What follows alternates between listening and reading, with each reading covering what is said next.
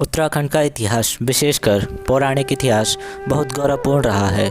पहाड़ों, घाटियों, जंगलों तथा नदियों से युक्त यह क्षेत्र आदिकाल से ही तपस्वियों, तीर्थयात्रियों और राजाओं के आकर्षण का केंद्र रहा है।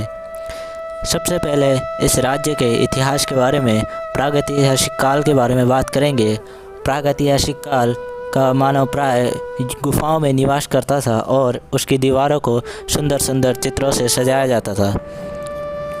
अपने भोजन की पूर्ति वह शिकार करके वह विभिन्न फलों व कंदों का संग्रहण करके करता था। कालांतर में वह आग से भी परिचित हो गया था। राज्य के विभिन्न स्थलों से प्राप्त होने वाले पाषाणोपकरण, गुफा शैल चित्र, कंकाल, मृदभांड तथा धातु उपकरण प्रागैतिहासिक काल में मानव की पुष्टि करते हैं। इस काल के बारे में जाने उससे पहले सबसे पहले जानते हैं कि प्रागैतिहासिक काल होता क्या है। प्रागैतिहासिक मानव अतीत के उस भाग को प्रागैतिहासिक काल कहा जाता है जबकि मानव का अस्तित्व तो था, परंतु लेखन कला का आविष्कार अभी नहीं हुआ था। विश्व इतिहास में लेखन कला का आरंभ सबसे पहले मेसोपोटामिया सभ्यता में लगभग 3200 ईस्वी पूर्व में माना जाता है। इस तरह प्रागैतिहासिक काल लगभग 33 लाख साल पहले होमिनिन मानव द्वारा पत्थर के उपकरणों के प्रथम उपयोग और 3200 ईसा पूर्व में लेखन प्रणालियों के आविष्कार के बीच की अवधि है।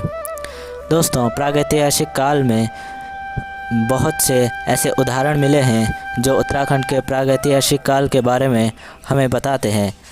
सबसे पहले इसमें आता है लाखो गुफा।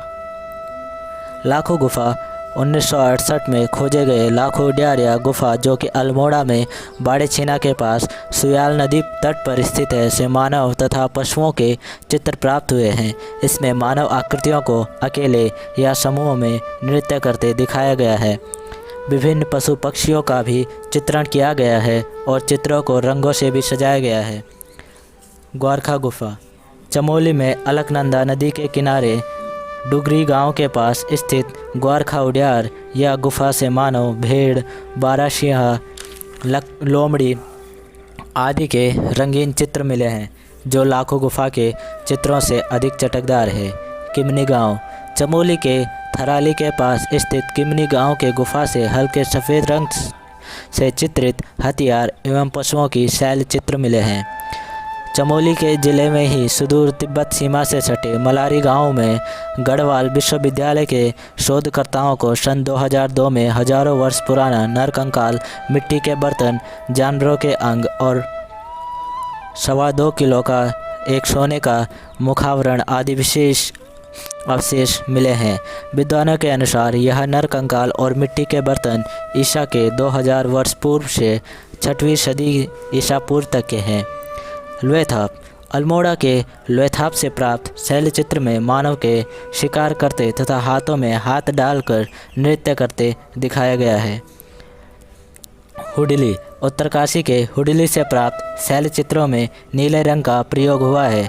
यहाँ कई मूर्तियाँ और खंभे भी प्राप्त हुए हैं जो किसी प्राचीन मंदिर या महल के अवशेष प्रतीत होते हैं।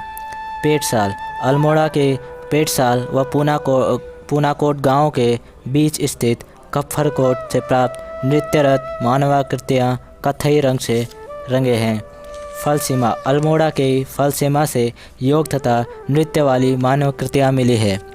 रामगंगा की घाटी दोस्तों, रामगंगा की घाटी से पाषाणकालीन शवगार और कपमार्क्स मिले हैं। रामगंगा घाटी पिथौरागढ़ जिले में स्थित है। वहीं पिथौरागढ़ के ही बनकोट क्षेत्र में 8 ताम्र मानवाकृतियाँ मिली है। गढ़वाल क्षेत्र की अगर बात किया जाए तो यहाँ भी कई स्थलों से चित्रित धूसर, मृदभांड के साक्ष्य मिले हैं।